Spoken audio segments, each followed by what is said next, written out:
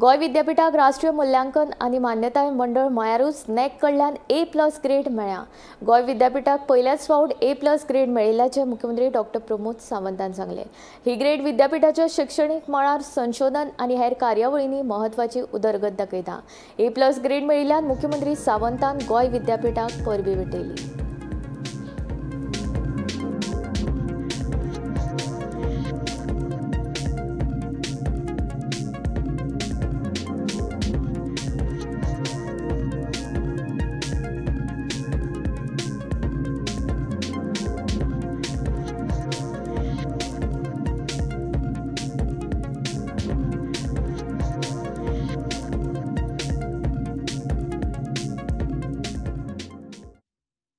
NAAC accreditation मेळ्ळें Goa university आतांच म्हणजे डिक्लेअर जाला A+ नॅक एक्रेडिटेशन मेळ्ळा। त्या बद्दल हांव गोवा युनिवर्सिटी चान्सलर आणि पुराय टीम हांचे खूब खूब अभिनंदन करता।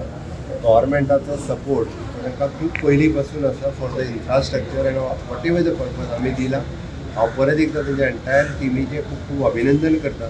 सातत्यान तांच्यांनी असाच पद्दतीन युनिवर्सिटी जी आहा पळय न्ही फर्स्ट टायम A+ ग्रेडीचेर पावला हें पळोवन म्हाका खूब बरें दिसता।